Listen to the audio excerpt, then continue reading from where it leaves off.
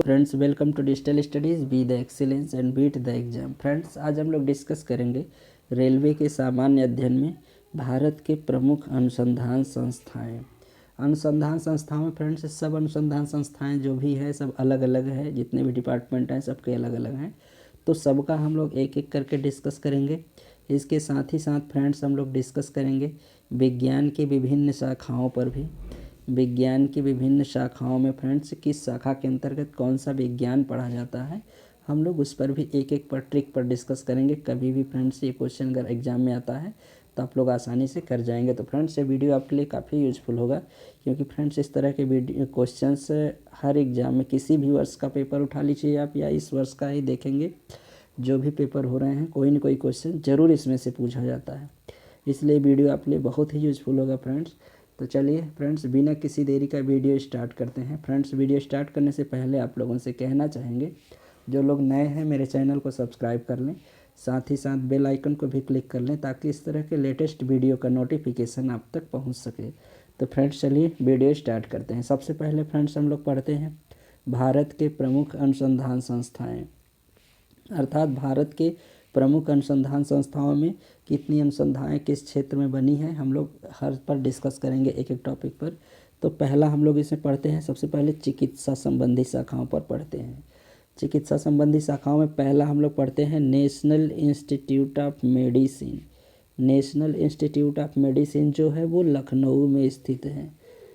Next है national institute of homeopathy. National institute of homeopathic जो है वो कोलकाता में स्थित है। अगला है इंस्टीट्यूट ऑफ मेडिकल साइंस, ये चंडीगढ़ में है। तो फ्रेंड्स ये तीनों में डिफरेंट आपको देखना है। इंस्टीट्यूट ऑफ मेडिसिन जो है वो लखनऊ में है, और इंस्टीट्यूट ऑफ मेडिकल साइंस अगर पूछेगा तो वो चेन्नई में है। दोनों में ये डिफरेंट है, आपको ध्यान देना है। इंस्टीट्यूट ऑफ होम्योपैथी अगर पूछता है तो वो कोलकाता में है। नेक्स्ट देखते हैं फ्रेंड्स इसके आगे,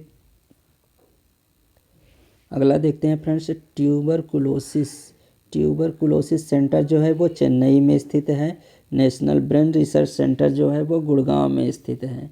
मलेरिया रिसर्च सेंटर दिल्ली में है। Indian council of medical research जो है वो नई दिल्ली में है। अर्थात मलेरिया रिसर्च दिल्ली में है, Indian council of medical research नई दिल्ली में है। All India institute of medical science ये नई दिल्ली में। अगर इंडिया से रिलेटेड कुछ भी फ्रेंड्स देखिए, यहाँ इंडियन है, यहाँ ऑल इंडिया है, अगर दोनों आए तो वो नई दिल्ली में दोनों है। मेडिकल काउंसिल ऑफ रिसर्च या इंस्टीट्यूट ऑफ मेडिकल साइंस दोनों नई दिल्ली में है। मलेरिया रिसर्च जो है वो दिल्ली में है। दिल्ली में 3 संस्थाएं हैं, तीनों पर ध्यान देना है। नेक्स्ट देखते हैं फ्रेंड्स, अगला है सेंट्रल ड्रग रिसर्च जो है वो लखनऊ में है। नेशनल इंस्टीट्यूट जो है वो लखनऊ में है। तो फ्रेंड्स लखनऊ में जो है 3 इंस्टीट्यूट हैं। पहला है इसमें मेडिकल साइंस जो कि पहले हम लोग देखें, दूसरा सेंट्रल रिसर्च, तीसरा institute of national institute Lucknow में है। तो ये ध्यान देना है फ्रेंड्स। नेक्स्ट हम लोग देखते हैं अगला, कृषि और पशुपालन संबंधी शाखाएं। कृषि और पशुपालन संबंधी शाखाओं में पहला देखते हैं इसमें हम लोग फ्रेंड्स गन्ना प्रजनन केंद्र, सीबीआई जो है ये कोयम्बटूर में है। नेक्स्ट केंद्रीय चावल अनुसंधान संस्थान, ये कटक में है। केंद्रीय शुष्क क्षेत्र अनुसंधान संस्थान जोधपुर में है। नेशनल डेयरी रिसर्च इंस्टीट्यूट जो है ये करनाल हरियाणा में है। अर्थात नेशनल डेयरी रिसर्च इंस्टीट्यूट जो है वो करनाल हरियाणा में है। अगला हम लोग देखते हैं केंद्रीय वनस्पति अनुसंधान संस्थान, ये लखनऊ में है। Birbal Sahni institute of polio botany जो होगा ये लखनऊ में होगा। भारतीय कृषि अनुसंधान परिषद जो होगा IRAC कहते हैं, ये नई दिल्ली में है। कृषि अनुसंधान परिषद, भारतीय कृषि अनुसंधान संस्थान ये दोनों नई दिल्ली में हैं। फ्रेंड्स ध्यान रखना है कि भारतीय कृषि अनुसंधान परिषद और भारतीय कृषि अनुसंधान संस्थान दोनों ये नई दिल्ली में हैं। इंडियन इंस्टीट्यूट ऑफ हॉर्टिकल्चर है, ये बंगलौर में स्थित है। नेक्स्ट है इंडियन लाख रिसर्च इंस्टीट्यूट, ये रांची झारखंड में है। सेंट्रल टोबैको रिसर्च इंस्टीट्यूट ये राजमुंदरी अर्थात आंध्र प्रदेश में है। तो फ्रेंड्स इस पर ध्यान दीजिएगा।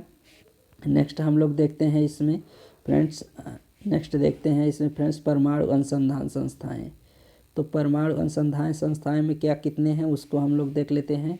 तो फ्रेंड्स इसमें पहला परमाणु अनुसंधान संस्थाओं में पहला Indira Gandhi centre of atomic research. Indira Gandhi centre of atomic research जो है ये कलपक्कम अर्थात तमिलनाडु में है।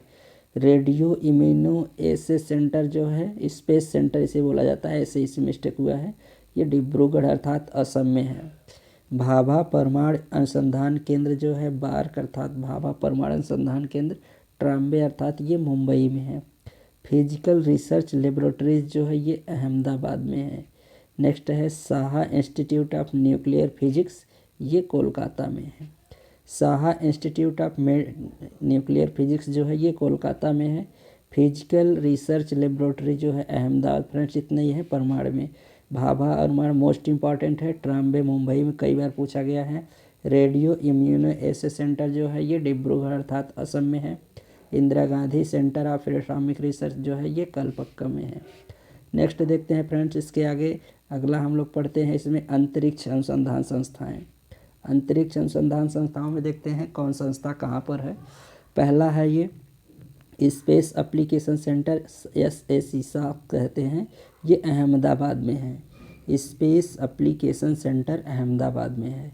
Centre for advance technology CAT ये है इंदौर में स्थित है।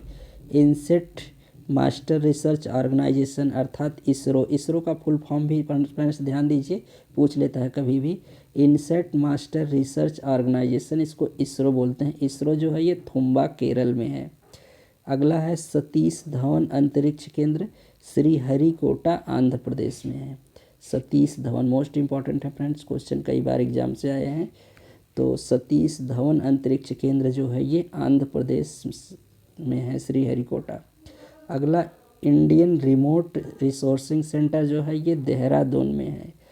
विक्रम भाई सारा स्पेस सेंटर जो है ये तिरुवनंतपुरम त्रिवेंद्रम में है। ISRO satellite centre, friends ISRO satellite centre जो है ये बेंगलोर में है।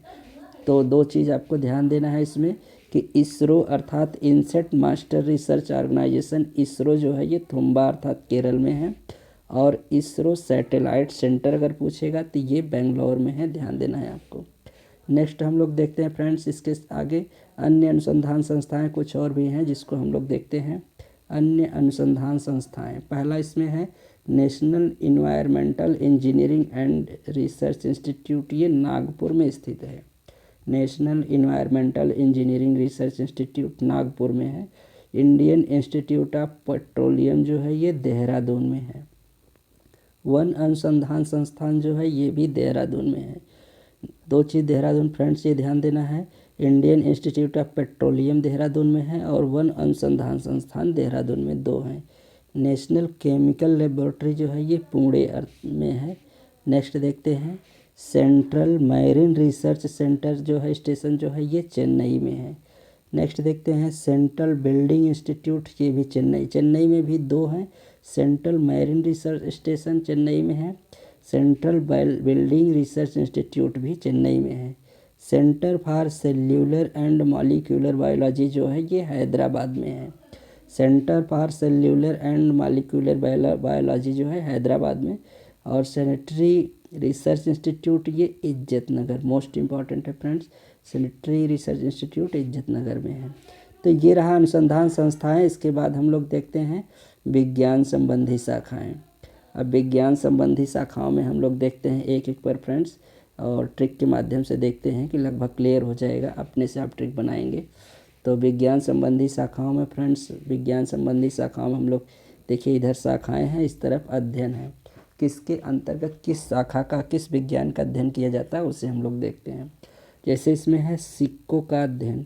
सिक्कों का अध्ययन जो किया जाता है वो कहलाता है न्यूमेस्टिक। न्यूमेस्टिक अर्थात सिक्को, स्टिक इसमें आ रहा है फ्रेंड्स, इससे आप लगा सकते हैं आंकड़ा, अगर स्टिक्स अगर ये आ जाता है तो सिक्कों का अध्ययन। नेक्स्ट है ध्वनि विज्ञान। ध्वनि विज्ञान का अध्ययन किया जाता है एकॉटिक्स। एकॉटिक्स के अंतर्गत ध्वनि विज्ञान का अध्ययन किया जाता है। नेक्स्ट है कीट पतंग विज्ञान। कीट पतंग विज्ञान में एंटोमोलॉजी। एंटोमोलॉजी में कीट अर्थात ANT, अंट से चींटी बनती है, अंट मतलब चींटी होता है, तो उसे आप लगा सकते हैं आंकड़ा कि एंटोमोलॉजी मतलब कीट पतंग बोल सकते हैं आप।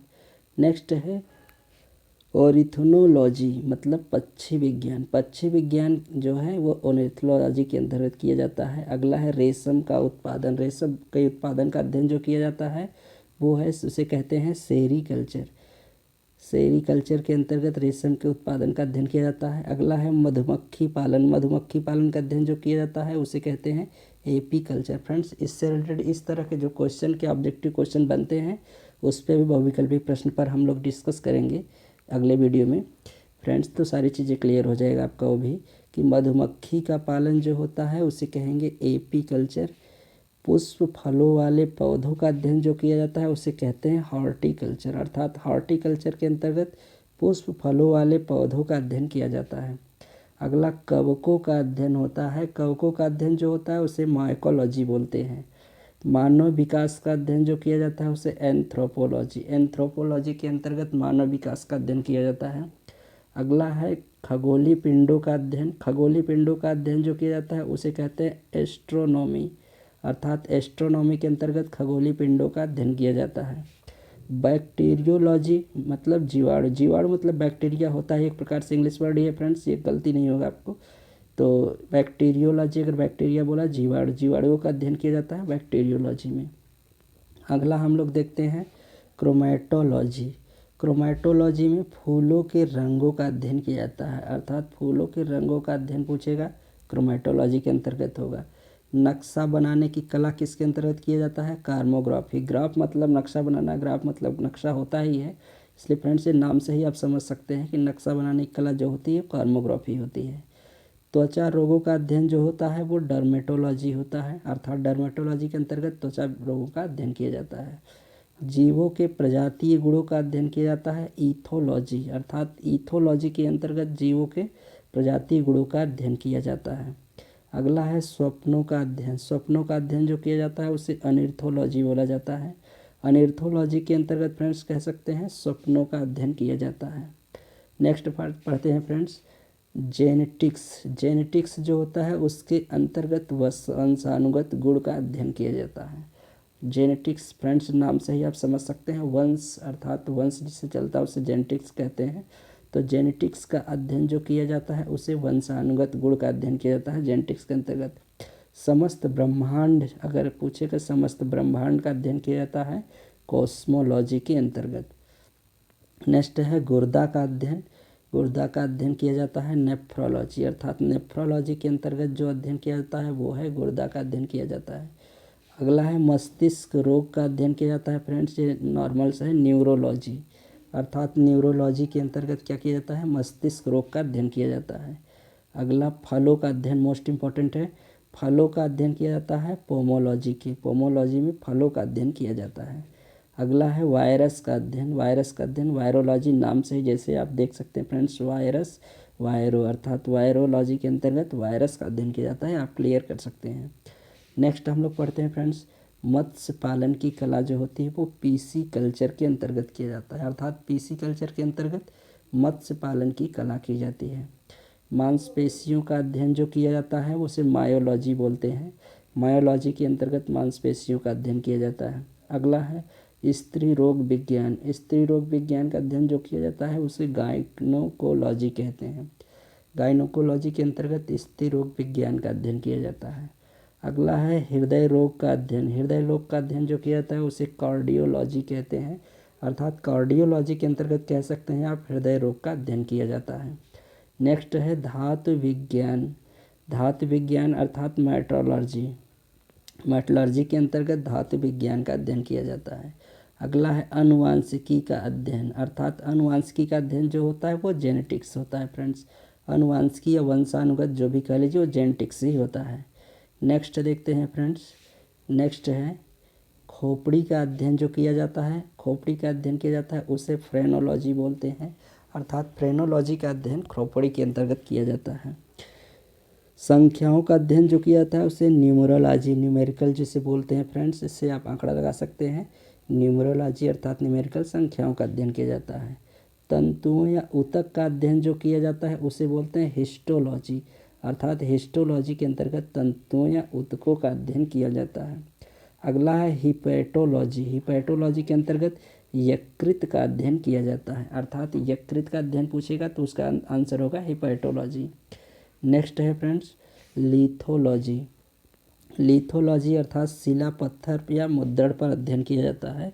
शिला पत्थर या मुद्रण पर अध्ययन जो किया जाता है उसे बोला जाता है लिथोलॉजी। अगला है कान का अध्ययन। कान का अध्ययन अगर पूछेगा फ्रेंड्स उसे बोलेंगे ऑटोलॉजी। ऑटोलॉजी में मतलब कान का अध्ययन किया जाता है।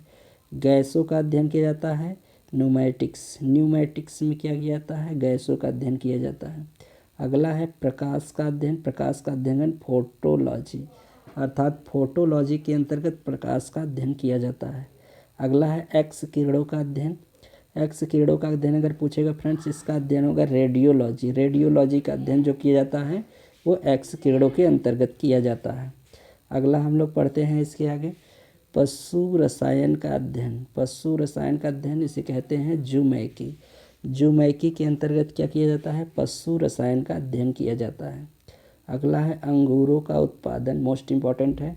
अंगूरों का उत्पादन अगर पूछे फ्रेंड्स ये विटीकल्चर। विटीकल्चर के अंतर्गत अंगूरों का उत्पादन किया जाता है।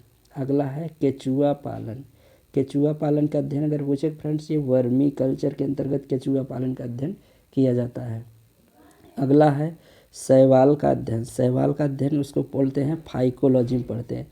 कवकों का अध्ययन पूछे फ्रेंड्स माइकोलॉजी ऊपर हम लोग देखे हैं। कवक जो होते हैं मोस्ट इम्पॉर्टेंट दोनों हैं फ्रेंड्स, क्वेश्चन आए हैं ये सब।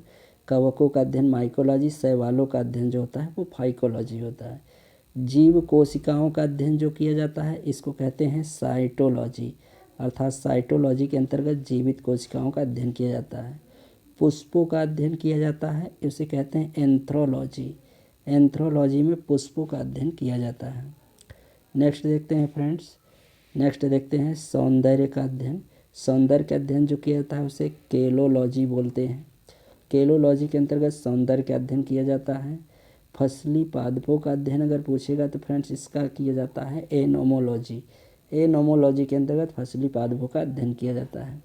समस्त ब्रह्मांड का अध्ययन जो किया जाता है उसे बोलते हैं कॉस्मोलॉजी। कॉस्मोलॉजी के अंतर्गत समस्त ब्रह्मांड का अध्ययन किया जाता है। शब्दों तथा वाक्यों का अध्ययन जो किया जाता है उसे सिस्टमैटिक्स बोलते हैं। सिस्टमैटिक्स में शब्दों और वाक्यों को सिस्टम से बनाया जाता है, इससे आंकड़ा लगा सकते हैं, उसे सिस्टमैटिक बोलते हैं। अगला है मृदा का अध्ययन, लास्ट है फ्रेंड्स मृदा का अध्ययन। मृदा मतलब मिट्टी का अध्ययन जो किया जाता है उसे पेडोलॉजी बोलते हैं। पेडोलॉजी के अंतर्गत मृदा का अध्ययन किया जाता है। तो फ्रेंड्स ये रहा मेरा आज का वीडियो। फ्रेंड्स ये वीडियो मेरा अगर आप लोगों के लिए यूज़फुल हो, आपको अच्छा लगा हो फ्रेंड्स, तो वीडियो को लाइक करिएगा, अपने फ्रेंड्स में शेयर करिएगा फ्रेंड्स। और फ्रेंड्स जो चीज़ समझ में नहीं आया होगा या कोई चीज़ का इशू होगा आपको तो फ्रेंड्स कमेंट बॉक्स में ज़रूर कमेंट करिएगा, मुझे राय नेक्स्ट बार अगर हम बनाएंगे तो और अच्छी से रिस्पांस देंगे फ्रेंड्स। और आज हम लोग इस थ्योरी पर डिस्कस किए हैं, नेक्स्ट वीडियो हम बनाएंगे फ्रेंड्स तो ऑब्जेक्टिव क्वेश्चन इससे कैसे बनते हैं एक एक क्वेश्चन पर हम लोग अच्छे से डिस्कस करेंगे।